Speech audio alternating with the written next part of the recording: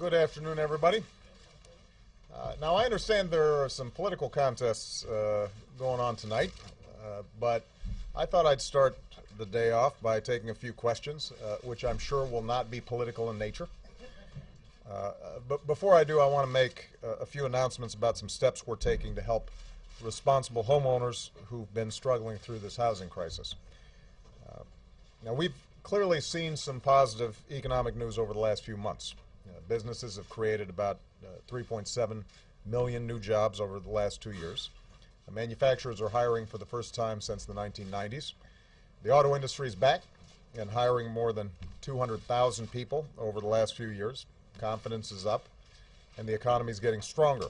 But there are still millions of Americans who can't find a job. There are millions more who are having a tough time making the rent or the mortgage, paying for gas or groceries. So our job in Washington isn't to sit back and do nothing, and it's certainly not to stand in the way of the recovery. Right now we've got to do everything we can to speed it up. Now, Congress did the right thing when they passed part of my jobs plan and prevented a tax hike on 160 million working Americans this year, and that was a good first step. But it's not enough. They can't just stop there and wait for the next election to come around. There are a few things they can do right now that could make a real difference in people's lives. This Congress should, once and for all, end tax breaks for companies that are shipping jobs overseas and use that money to reward companies that are creating jobs here in the United States. I've put forward a proposal that does just that, and there's no reason why Congress can't come together and start acting on it. This Congress could hold a vote on the Buffett rule so that we don't have billionaires paying a lower tax rate than their secretaries. That's just common sense. The vast majority of Americans believe it's common sense, and if we're serious about paying down our deficit, it's as good a place to start as any. And finally, this Congress should pass my proposal to give every responsible homeowner a chance to save an average of $3,000 a year by refinancing their mortgage at historically low rates. No red tape, no runaround from the banks. If you've been on time on your payments, if you've done the right thing, if you've acted responsibly, you should have a chance to save that money on your home, perhaps to build up your equity or just to have more money in your pocket that you can spend on businesses in your community. That would make a huge difference for millions of American families.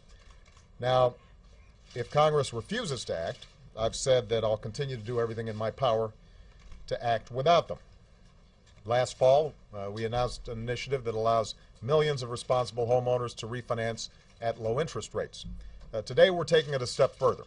We are cutting by more than half the refinancing fees that families pay for loans insured by the Federal Housing Administration. That's going to save the typical family in that situation an extra $1,000 a year on top of the savings that they'd also receive from refinancing. That would make refinancing even more attractive to more families. It's like another tax cut that'll put more money in people's pockets. We're going to do this on our own. We don't need congressional authorization to do it. We're also taking a series of steps to help homeowners who have served our country. It is unconscionable that members of our armed forces and their families have been some of those who have been most susceptible to losing their homes due to the actions of unscrupulous banks and mortgage lenders. Over the last few years, that happened a lot. So as part of the landmark settlement we reached with some of the nation's largest banks a few weeks ago, here's what we're going to do. If you are a member of the armed forces whose home was wrongfully foreclosed, you will be substantially compensated for what the bank did to you and your family. If you are a member of the armed forces with a high interest rate who was wrongfully denied the chance to lower it while you were in active service, which banks are required to do by law, the banks will refund you the money you would have saved along with a significant penalty. The settlement will make sure that you aren't forced into foreclosure just because you have a permanent change in station, but can't sell your home because you owe more than it's worth. Some of the money will also go into a fund that guarantees loans on favorable terms to our veterans. And there will be more foreclosure protections for every man and woman who is currently serving this country in harm's way. As I've said before, no amount of money is going to be enough to make it right for a family who has had their piece of the American dream wrongfully taken away from them. And no action, no matter how meaningful, will entirely heal our housing market on its own. This is not something the government by itself can solve. But I'm not one of those people who believe that we should just sit by and wait for the housing market to hit bottom. There are real things that we can do right now that would make a substantial difference in the lives of innocent, responsible homeowners. That's true in housing, and that's true in any number of different areas when it comes to ensuring that this recovery touches as many lives as possible. That's going to be my top priority as long as I hold this office, and I will do everything I can to make that progress. So with that, I'm going to take some questions, and I will start with Mike Vicara. Yes, sir. On the Middle East and as it relates to American politics, a little less than a year ago, Muammar Gaddafi gave a speech and he said he was going to send his forces to Benghazi. He was going to rout opponents from their bedrooms and he was going to shoot them. You frequently cited that speech as a justification for NATO, the no-fly zone, and military action against Libya. In Syria, Bashar al-Assad is killing people. There's a massacre underway. And your critics here in the United States, including most notably John McCain, said you should start airstrikes now. And on Iran, Mitt Romney on Sunday went so far as to say that if you are reelected, Iran will get a bomb and the world will change. How do you respond to this criticism? All right, Mike, you asked a couple of questions there, so let's start with the Iran situation, since that's been the topic of the news for the last few days. When I came into office, Iran was unified, on the move, had made substantial progress on its nuclear program, and the world was divided in terms of how to deal with it. What we've been able to do over the last 3 years is mobilize unprecedented, crippling sanctions on Iran. Iran is feeling the bite of these sanctions in a substantial way. The world is unified. Iran is politically isolated. And what I have said is that we will not countenance Iran getting a nuclear weapon. My policy is not containment. My policy is to prevent them from getting a nuclear weapon, because if they get a nuclear weapon, that could trigger an arms race in the region. It would undermine our non-proliferation goals. It could potentially fall into the hands of terrorists. And we've been in close consultation with all our allies, including Israel, in moving this strategy forward. At this stage, it is my belief that we have a window of opportunity where this can still be resolved diplomatically. That's not just my view. That's the view of our top intelligence officials. It's the view of top Israeli intelligence officials. And as a consequence, we are going to continue to apply the pressure, even as we provide a door for the Iranian regime to walk through where they could rejoin the community of nations by giving assurances to the international community that they're meeting their obligations and they are not pursuing a nuclear weapon. That's my track record. Now, what's said on the campaign trail, those folks don't have a lot of responsibilities. They're not commander-in-chief. And when I see the casualness with which some of these folks talk about war, I'm reminded of the costs involved in war. I'm reminded of the decision that I have to make in terms of sending our young men and women into battle, and the impacts that has on their lives, the impact it has on our national security, the impact it has on our economy. This is not a game. There's nothing casual about it. When I see some of these folks who have a lot of bluster and a lot of big talk, but when you actually ask them specifically what they would do, it turns out they repeat the things that we've been doing over the last 3 years. It indicates to me that that's more about politics than actually trying to solve a difficult problem.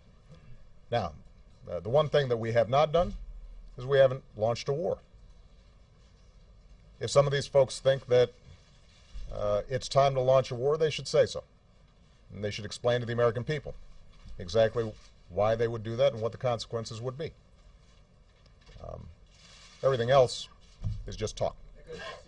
With respect to Syria, What's happening in Syria is heartbreaking and outrageous, and what you've seen is the international community mobilize against the Assad regime, and it's not a question of when Assad leaves, or if Assad leaves, it's a question of when.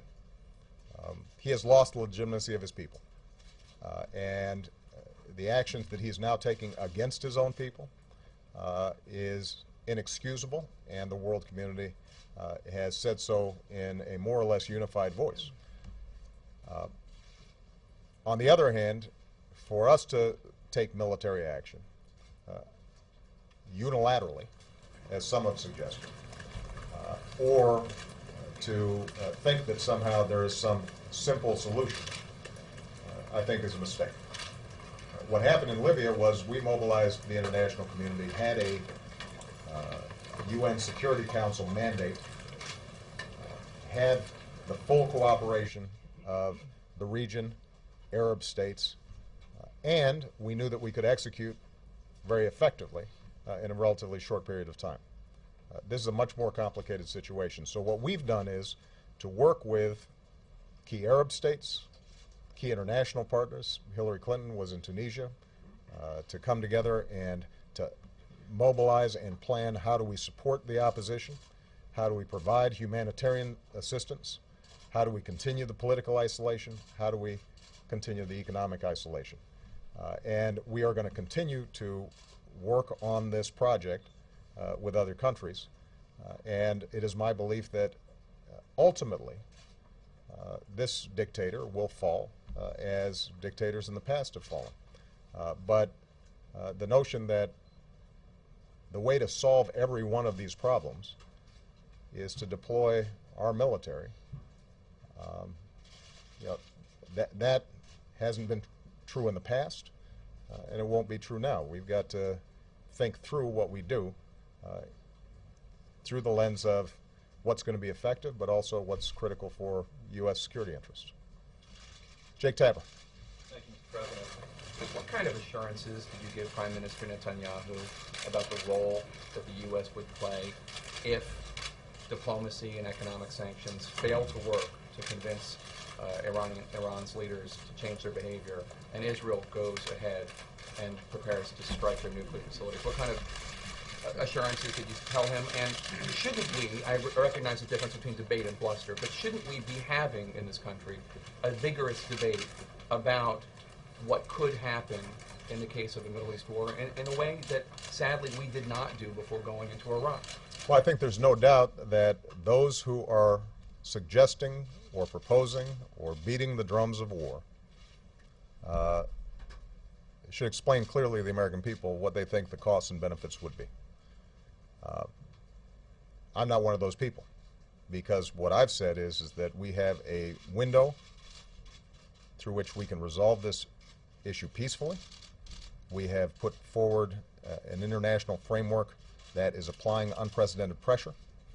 The Iranians just stated that they are willing to return to the negotiating table, and we've got the opportunity, even as we maintain that pressure, to see how it plays out. I'm not going to go into the details of my conversation with Prime Minister Netanyahu, but what I said publicly doesn't differ greatly from what I said privately. Israel is a sovereign nation that has to make its own decisions about how best to preserve its security. And as I said over the last several days, I am deeply mindful of the historical precedents that weigh on any Prime Minister of Israel when they think about the potential threats to Israel and the Jewish homeland. What I have also said is that because sanctions are starting to have significant effect inside of Iran, and that's not just my assessment, that's, I think, a uniform assessment, because the sanctions are going to be even tougher in the coming months, because they're now starting to affect their oil industry, their central bank, and because we're now seeing noises about them returning to the negotiating table, that it is deeply in everybody's interests, the United States, Israel, and the world's, to see if this can be resolved in a peaceful fashion. And so this notion that somehow we have a choice to make in the next week or 2 weeks or month or 2 months is not borne out by the facts. And the argument that we've made to the Israelis is that we have made an unprecedented commitment to their security.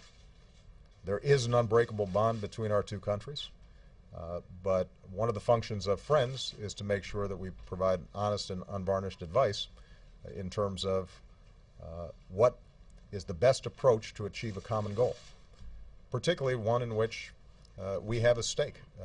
This is not just an issue of Israeli interest. This is an issue of U.S. interests. It's also not just an issue of consequences for Israel if action is taken prematurely.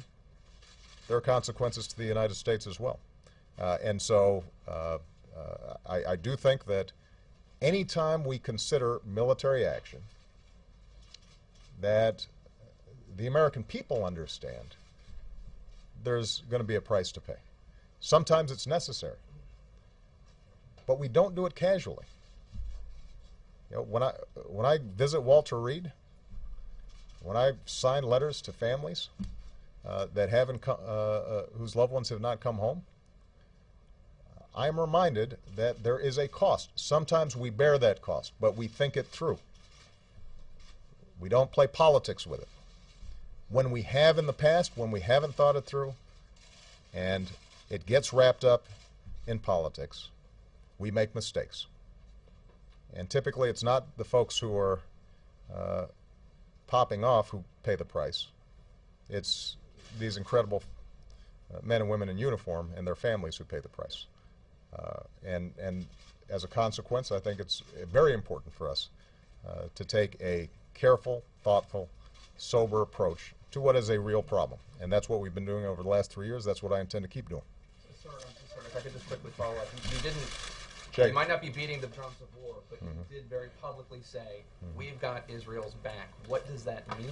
What it means is that historically we have always cooperated with Israel with respect to the defense of Israel, just like we do with a whole range of other allies, just like we do with Great Britain, just like we do with Japan. And that broad statement, I think, is confirmed when you look at what we've done over the last 3 years on things like Iron Dome that prevents missiles from raining down on their small towns along border regions of Israel that potentially land on schools or children or families.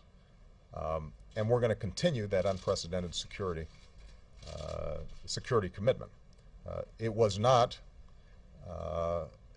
a military doctrine that we were laying out for any particular military action. It was a restatement of our consistent position that the security of Israel is something I deeply care about, and that the deeds of my administration over the last 3 years confirms how deeply we care about it. That's a commitment we've made. Jackie. Where's Jackie? There you are. With the news this morning that the U.S. and its allies are returning to the table or taking up Iran's offer to talk again, more than a year after those talks broke up in frustration, is this Iran's last chance to negotiate an end to this nuclear question? And you said 3 years ago, nearly 3 years ago, in a similar one-on-one meeting with Prime Minister Netanyahu, that the time for talk, by the end of that year, 2009, you would be considering whether Iran was negotiating in good faith. And you said at that time that we're not going to have talks forever. So here we are nearly 3 years later. Is this it? And did you think you would be here 3 years after those first talks? You know, there is no doubt that over the last 3 years, when Iran has engaged in negotiations, there has been hemming and hawing and stalling and avoiding the issues in ways that the international community has concluded were not serious. And my expectations, given the consequences of inaction for them, the severe sanctions that are now being applied, the huge toll it's taking on their economy, the degree of isolation that they're feeling right now, which is unprecedented, they understand that the world community means business. To resolve this issue will require Iran to come to the table and discuss in a clear and forthright way how to prove to the international community that the intentions of their nuclear program are peaceful. They know how to do that. This is not a mystery. And so it's going to be very important to make sure that on an issue like this, there are complexities. It obviously has to be methodical. I don't expect a breakthrough in a first meeting, but I think we will have a pretty good sense fairly quickly as to how serious they are about resolving the issue. And there are steps that they can take that would send a signal to the international community and that are verifiable, that would allow them to be in compliance with international norms, in compliance with international mandates, abiding by the Non-Proliferation Treaty, and provide the world an assurance that they're not pursuing a nuclear weapon. They know how to do it. And the question is going to be whether in these discussions they show themselves moving clearly in that direction. Ed Henry. Thank you, Mr. President. I wanted to follow up on Israel and Iran because you have said repeatedly you have Israel's back. So I wonder why 3 years in office you have not visited Israel as president. And related to Iran and Israel, you have expressed concern about this loose talk of war, as you call it, driving up gas prices further. Your critics will say on Capitol Hill that you want gas prices to go higher because you have said before that will wean the American people off fossil fuels onto renewable fuels. How do you respond to that? Ed, just from a political perspective, do you think the President of the United States going into re-election wants gas prices to go up higher? Is there anybody here who thinks that makes a lot of sense? Look, here's the bottom line with respect to gas prices. I want gas prices lower because they hurt families. Because I meet folks every day who have to drive a long way to get to work, and them filling up this gas tank gets more and more painful, and it's a tax out of their pocketbooks, out of their paychecks. And a lot of folks are already operating on the margins right now. And it's not good for the overall economy, because when gas prices go up, consumer spending oftentimes pulls back. And we're in the midst right now of a recovery that is starting to build up steam, and we don't want to reverse it. What I have also said about gas prices is that there is no silver bullet, and the only way we're going to solve this problem over the medium and long term is with an all-of-the-above strategy that says we're going to increase production, which has happened.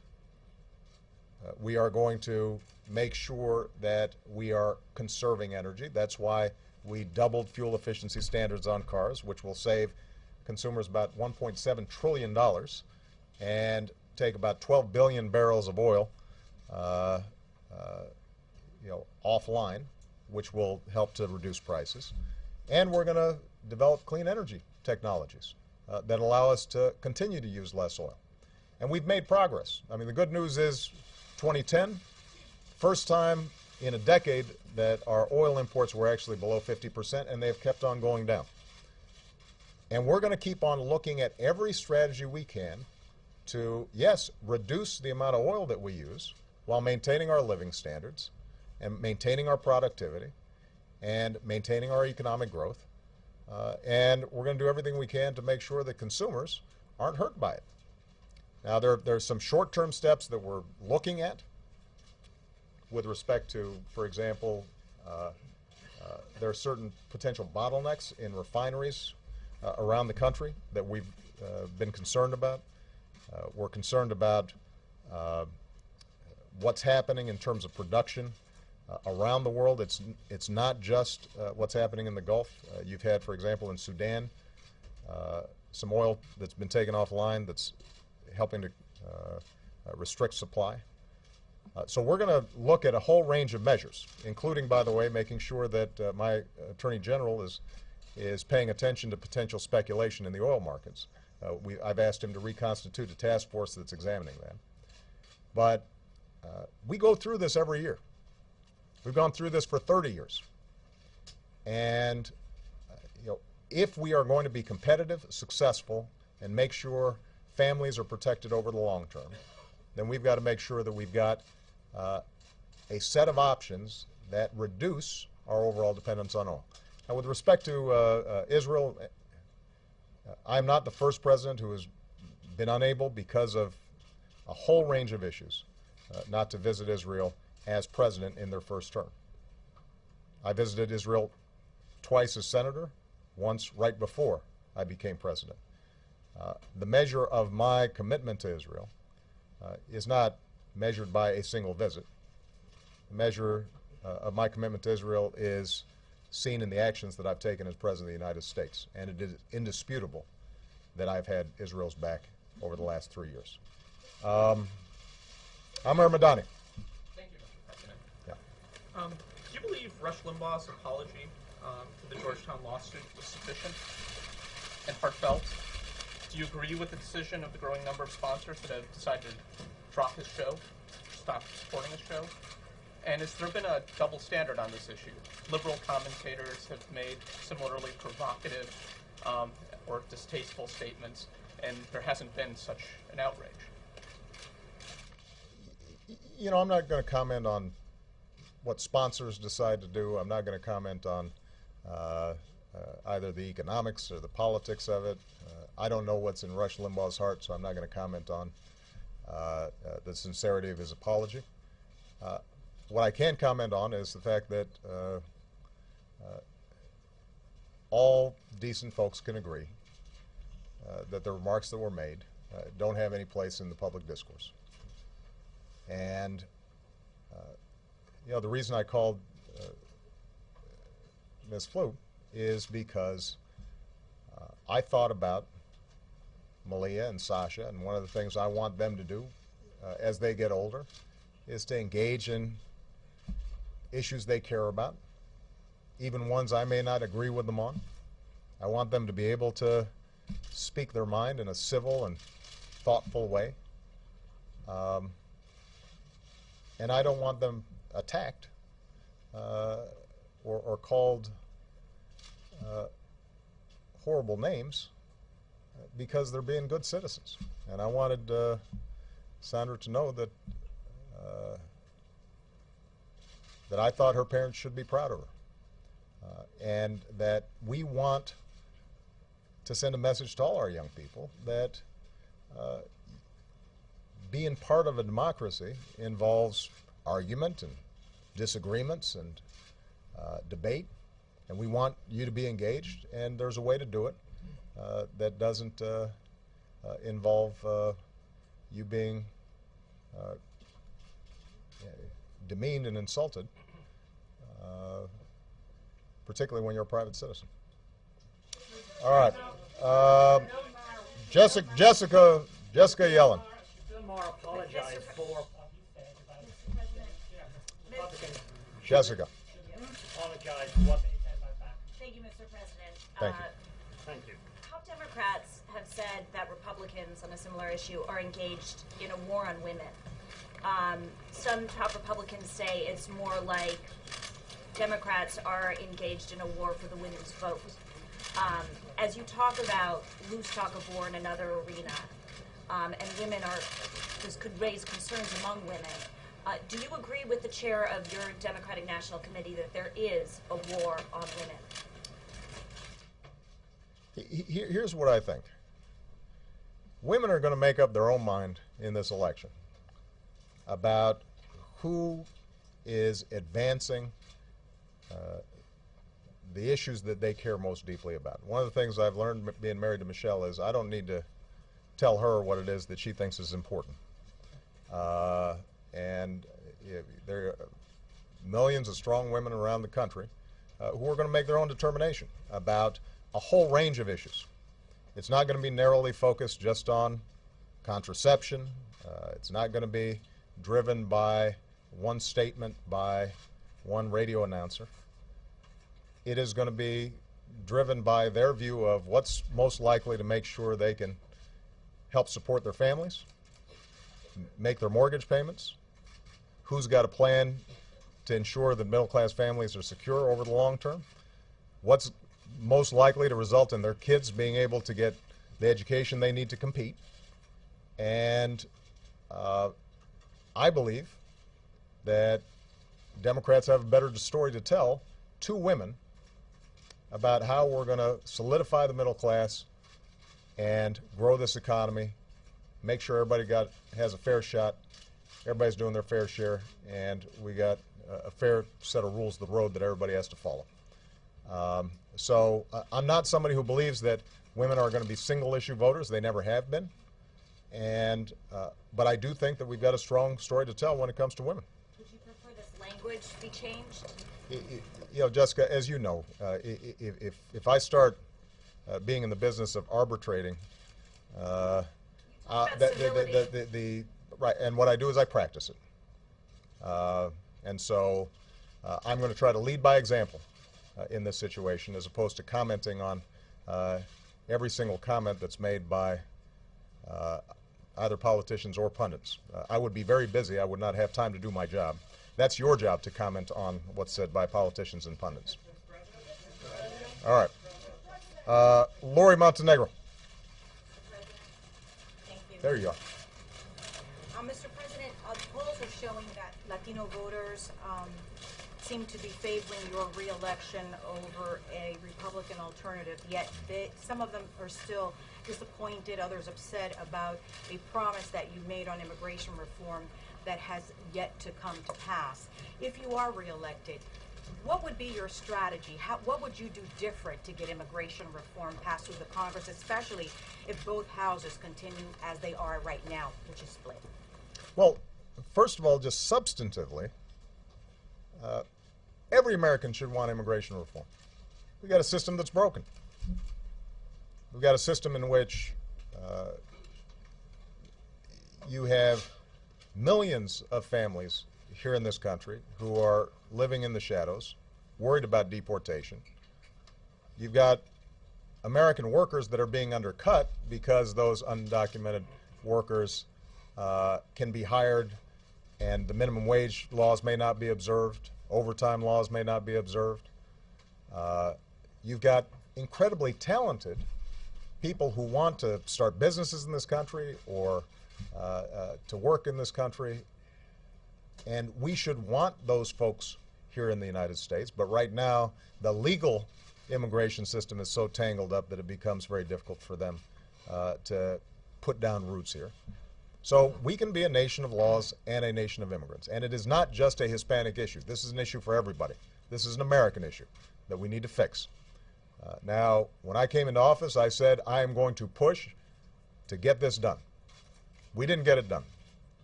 And the reason we haven't gotten it done is because what used to be a bipartisan agreement that we should fix this ended up becoming a partisan issue. I give a lot of credit to my predecessor, George Bush, and his political advisors who said, you know, this should not be just something the Democrats support. The Republican Party is invested in this as well. That was good advice then. It would be good advice now. And my hope is that after this election, the Latino community will have sent a strong message that they want a bipartisan effort to pass comprehensive immigration reform that involves making sure we've got tough border security. And this administration has done more for border security than just about anybody. That we are making sure that companies aren't able to take advantage of undocumented workers.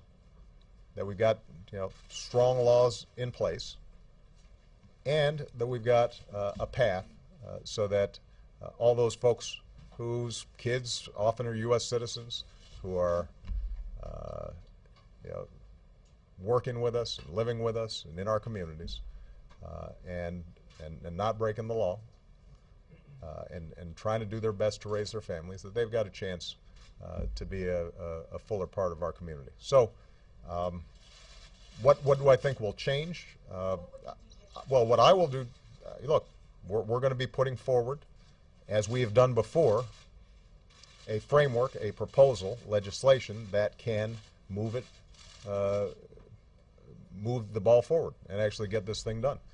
But ultimately, I can't vote for Republicans. They're going to have to come to the conclusion that this is good for the country and that this is something that they themselves think is important. And depending on how Congress turns out, we'll see how many Republican votes we need to get it done. Nora O'Donnell, how are you? Thank you, Mr. President. Today is Super Tuesday, so I wonder if you might weigh in on some of your potential Republican opponents. Mitt Romney has criticized you on Iran and said hope is not a foreign policy. He also said that you are America's most feckless president since Carter. Yeah. What would you like to say to Mr. Romney? Good luck tonight. No, really. Really?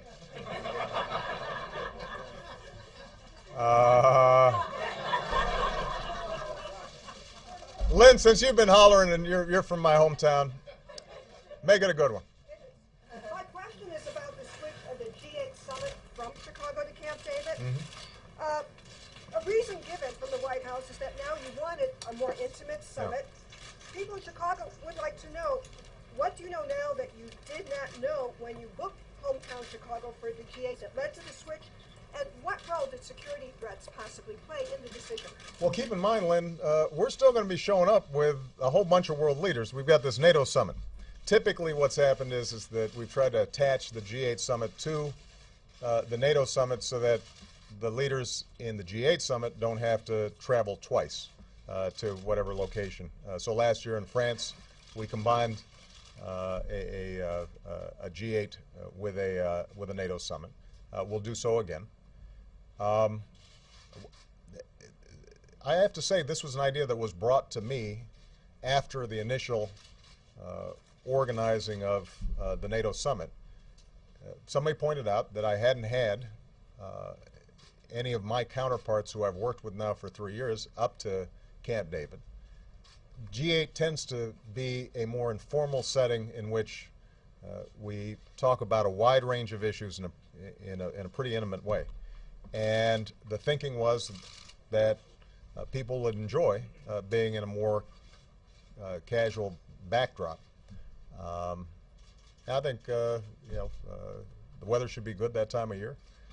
It'll give me a chance to spend time with Mr. Putin, the new Russian president.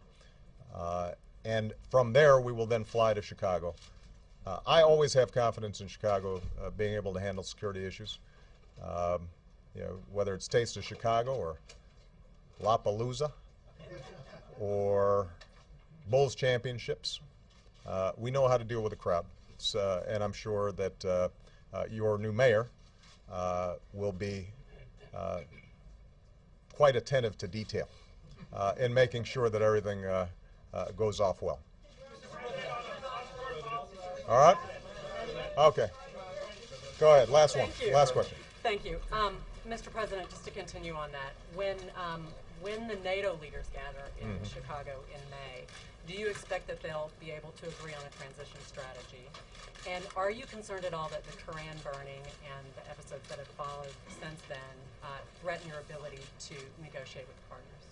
Well, keep in mind that the transition policy was in place and established at Lisbon.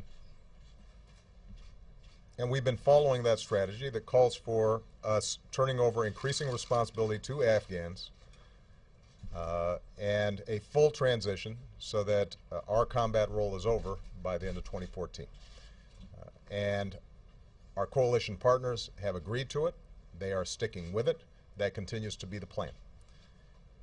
What we are now going to be doing over the next, at this NATO meeting and planning for the next 2 years, is to make sure that that transition is not a cliff, but that there are benchmarks and steps that are taken along the way, in the same way that we reduced our role in Iraq, so that it is gradual, Afghan capacity is built, the partnering with Afghan security forces is effective, that we are putting in place the kinds of support structures that are needed in order for the overall strategy to be effective.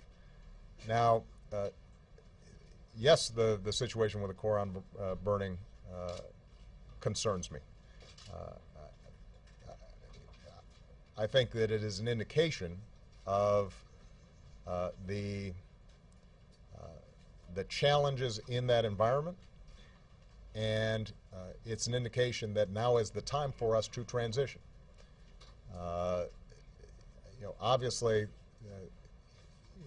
the violence directed at our people is unacceptable, and President Karzai acknowledged that. But what is also true is President Karzai, I think, is eager for more responsibility on the Afghan side. We're going to be able to find a mechanism whereby Afghans understand their sovereignty is being respected and that they're going to be taking a greater and greater role in their own security. That, I think, is in the interest of Afghans. It's also in our interests.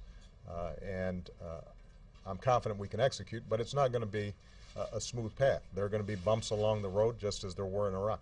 Well, are these bumps along the road, or are you seeing a deterioration in the relationship based on the Koran burning itself, the violence that has followed, that inhibits your ability to work out things like how to hand off the detention center? No, none of this stuff is easy, and it never has been. And obviously, the most recent riots or protests against the Quran burning were tragic. But remember, this happened a while back when a pastor in Florida threatened to burn a Quran. In Iraq, as we were making this transition, there were constant crises that would pop up and tragic events that would take place, and there would be occasional setbacks.